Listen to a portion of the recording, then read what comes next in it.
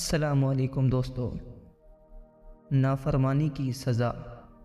ایک بار کا ذکر ہے کہ ایک گاؤں میں ایک لڑکا رہتا تھا جس کا نام علی تھا۔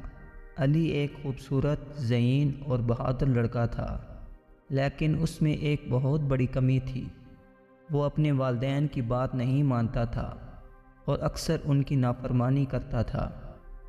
علی کے والدین اسے بہت پیار کرتے تھے اور ہمیشہ اسے اچھے مشورے دیتے تھے کہ وہ اپنی زندگی کو بہتر بنا سکے، لیکن علی کو لگتا تھا کہ اس کے والدین پرانی خیالات کے ہیں اور ان کی باتیں ماننے کا کوئی فائدہ نہیں۔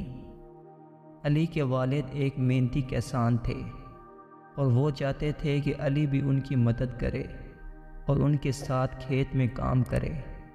علی کا والد ہمیشہ اسے کہتا کہ بیٹا، محنت کرنے سے برکت ملتی ہے اور ہمیں اپنی زمین سے محبت کرنی چاہیے کیونکہ یہی ہمیں رزق دیتی ہے۔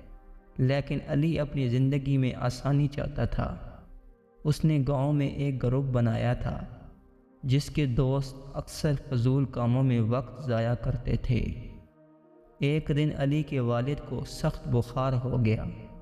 ان کی طبیعت بگڑتی جا رہی تھی اور انہوں نے علی کو بلا کر کہا، بیٹا، میرا جسم کمزور ہو چکا ہے، میں مزید کام نہیں کر سکتا۔ کھیت کی دیکھ بھال تمہیں ہی کرنی ہوگی ورنہ ہم بھوکے مر جائیں گے۔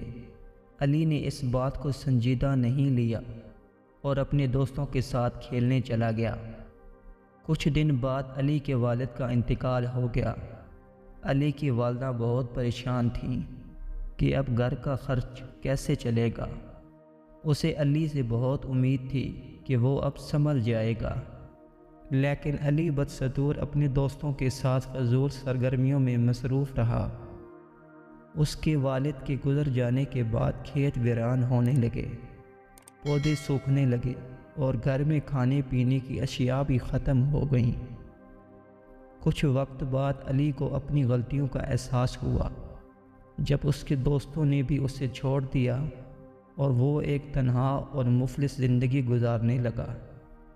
اسے اپنے والدین کی باتیں یاد آنے لگیں اور اسے شدید ندامت محسوس ہوئی کہ اس نے ان کی نافرمانی کی تھی۔ ایک دن علی نے فیصلہ کیا کہ وہ اپنی زندگی کو بدلنے کی کوشش کرے گا۔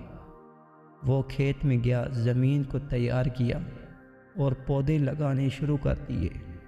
ابتدا میں یہ کام اس کے لیے بہت مشکل تھا، لیکن آہستہ آہستہ اسے محنت کی اہمیت کا احساس ہوا۔ جب اس کی فصل تیار ہو گئی اور اس نے اسے بیچ کر پیسے کمائے تو اس نے اپنی والدہ کو وہ پیسے لا کر دیے۔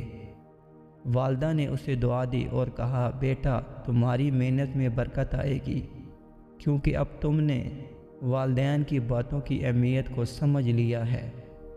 اس دن کے بعد علی نے کبھی اپنے والدین کی بات نہیں ٹالی اور ہمیشہ ان کی نصیحتوں پر عمل کیا۔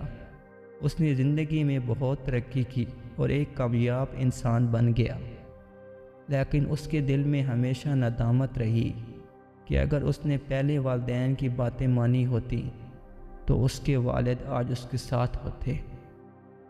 یہ کہانی ہمیں یہ سبق دیتی ہے کہ والدین کی باتیں نہ صرف ہمارے حق میں ہوتی ہیں بلکہ وہ ہماری زندگی میں برکت اور خوشی کا باعث بھی بنتی ہیں۔